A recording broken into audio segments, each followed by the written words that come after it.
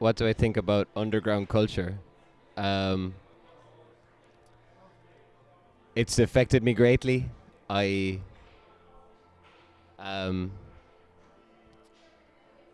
a lot of the groups that I've grown up being inspired by have often been considered underground or not, you know, huge bands, or they work for years, and I really respect that.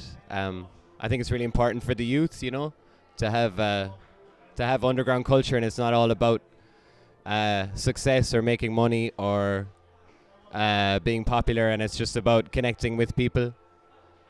Um, and that's what underground culture is about, and it's a sort of a fight to keep that alive. Like when you're let's say in music, when you're an underground rock band like ourselves, I guess,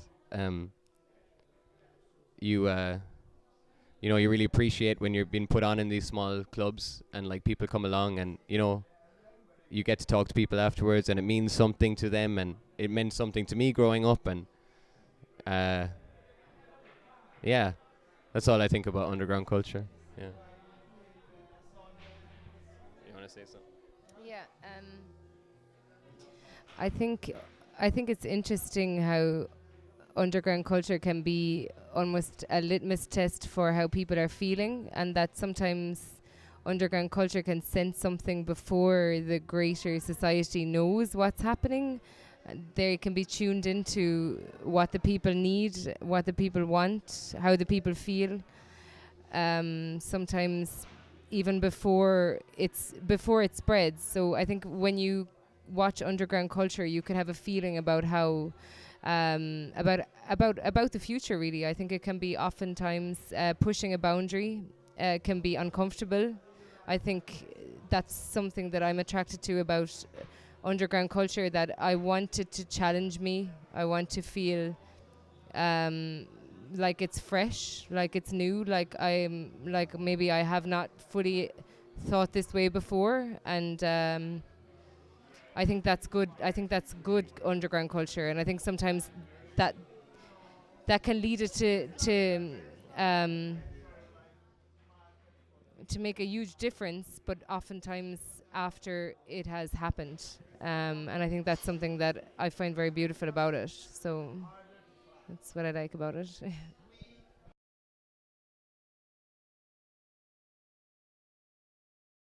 Um, yeah, like our project has been going for maybe about 6 or 7 years, and I think that our project um, was very inspired by the underground culture, particularly of the 60s, and as a protest movement, and also as a way of um, thinking quite freely, and a certain type of, I suppose, a certain type of escapism that existed. And I think that we were very inspired by that movement, and that we tried to apply that to where we lived, which was in Ireland, obviously. And I think that that also coincided with a recession in our country when many people had no prospects. And I think our group grew out of trying to reach out of something very mundane and something very oppressive. I think like our country is a beautiful place physically, very beautiful green, very in the ancient culture it's beautiful, but in the modern culture it can be very there's much guilt, there's much oppression. It's not okay to be confident. It's not okay to say I am proud or I want to express myself. And I think through our group, we have tried to escape those feelings. And through our love of psychedelic music and psychedelic culture, we've tried to free ourselves, I suppose, and free people who in our community as much as we can through our own expression of that rebellion, I suppose, like, in a way. Yeah. Yeah, I would say also to try and confront it. I think, I don't know, we obviously have different opinions, you know, we're 5 individuals, you know, we don't have one manifesto as a group really, you know, so I would agree, like, also, like, you know, I like, well, personally, what I've been into just recently, I suppose, you know, is you know, trying to go outside your own moral compass, and you know, trying to say things that make you feel uncomfortable also, you know, like you know, that break the kind of glass of guilt and stuff like that. That's what I'm interested in. Just to myself, I don't know if it's to anyone else. They could be totally fine with all the things I'm dealing with, but hopefully someone, you know, or something, or myself at least, you know, in lyrics in particular, just say something that, not shock value, but enough that it has a funny kind of element of like challenge to like people's morals about what's good and bad or wrong and right and all that. So that's what I'm interested in right now, but like that could change tomorrow.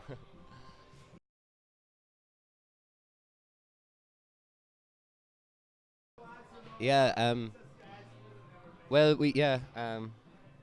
our future projects. Yeah, we've always, when we started the group, like we always kind of were. We never had a plan, you know. We never thought past the first thing we were doing right now, and I think it's funny to us now because we've done a couple of tours and a couple of records and stuff, and you start to see a trend on how the whole industry works, and it's a dangerous place to kind of fall into that line of like, oh, you go on tour and then you do the festival thing and then you release an album, but don't do it in the summer because everyone's on holidays and stuff like that, and it's kind of a funny thing, and I try and ignore that as whatever, but yeah, anyway. Basically, we just recorded an EP, and we are just mixing that now, and we're going to release that sometime soon, I think. And then, yeah, we're basically, I mean, we always write. All of us are just writing and practicing all the time. That's what we do anyway, I think, unprofessionally and professionally. And we are, yeah, we're kind of hoping we can just do as much as possible, like, before we die. Like, that's it. Like, as much as possible, and try and free ourselves from our own fears of what that is. And you know, that's not really about anyone else, even though we perform and release stuff. But really, the first challenge is to actually try and break that fear barrier down, and keep doing as much as possible, and not be afraid to like change your genre style, or you know. So that's my future plan, is to try and break my own barriers down. I think we're all the same in that, and it's just like, you know, yeah. But anyway, to make it simple, we're releasing an EP.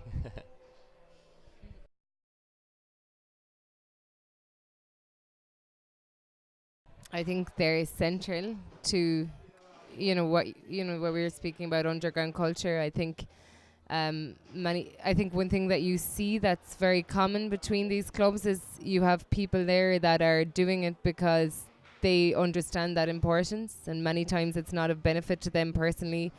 At least it's not of benefit to them financially. They are, they are a backbone. Without people like that, it's impossible for music to spread or art to spread. And I think, that's a beautiful thing about touring, is that, you go to cities right across Europe, or and you see each city has people like this who really give a fuck, they really care, and they are there making it happen, and they love music. And I think that I think it's really vital that people remain individual, and that they don't just do things for monetary gain, and that they do it for a greater reason. And I think every time you meet somebody like that, it makes you want to keep going, because that's what we do also. So when you go to a club, and when you meet people who come to the show, whether there are 2 people in the audience or 200 people in the audience,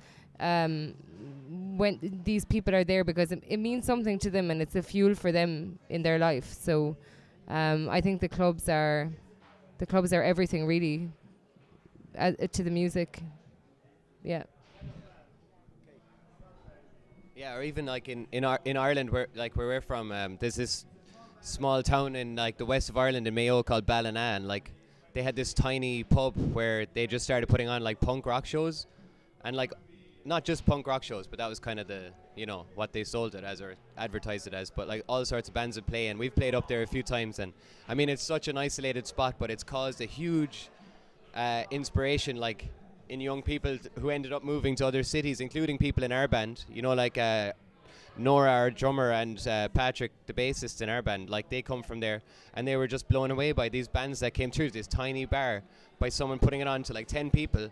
And now they play in a band, and we're like touring and doing stuff. And there's other people who were there at that show, and they're playing in like Dublin bands and other cities, and doing whatever, or being engineers or whatever. And we always come back to that. We're just talking about like, how did that happen there? It's like one fucker just like putting on a gig for no money, and like 10 kids in the middle of nowhere, who'd never thought they could be the people they see on the internet or TV or whatever they're watching. And then you see some band come through, you see that they're human beings, and they're just playing, and they're just putting the head down, and they're just trying to fucking do it. And that's so inspiring. And you need people to go beyond just being like, I'm going to make it, I'm going to be I'm going to be the wettest fish in town or whatever.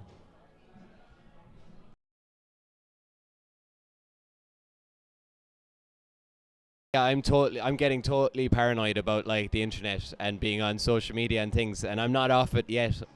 Like, I'm sure anyone probably watching this or whatever are like, I bet you have had the same thought where they're just like, I'm not sure this is a good idea.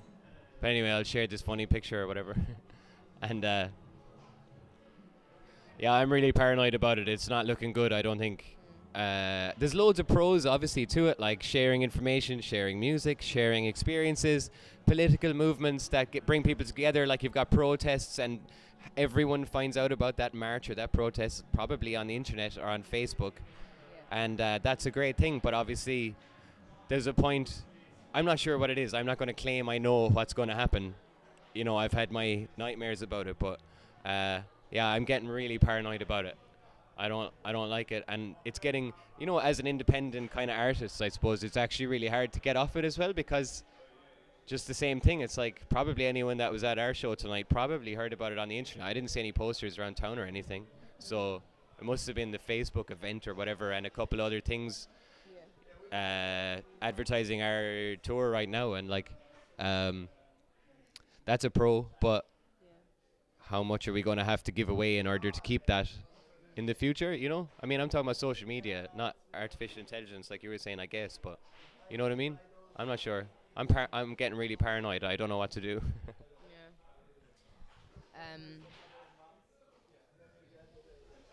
Yeah, I think it's going to become increasingly difficult for people to hold on to their individuality in the society of connectivity, and I think that we have already given away an enormous amount of our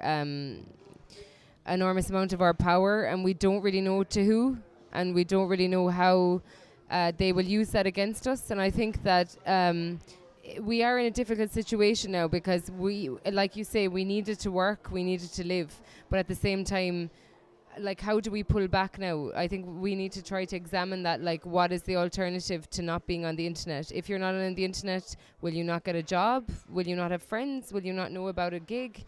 Like, I think, we have to really take it seriously, that there are some negative powers now trying to use or will to share our lives in a bad way against us politically, and they want to they want to control us, really, and I think that kind of feeds back to the reason of making art in these small clubs and stuff. That's a very real experience. It's a very individual experience, but I think to be an individual is one of the hardest things any of us can do, and to live in a place like the internet where everything is quantified, like how much people like you, how much popularity you have, or how much your views are being monitored or tracked, or what you see. Like, I don't know the answer, but I think that we do have to think about an alternative way, like, because that's not the only way to exist, but increasingly there's a pressure. Even if people want to get off it, they don't really, they find it difficult then to function. So it's becoming a necessity, and I think that's a problem. And everyone else around them is on it. Anyway. Yeah, all their friends are on it, so yeah. So I think we need to find alternatives, really, because otherwise we're giving away too much power, I think.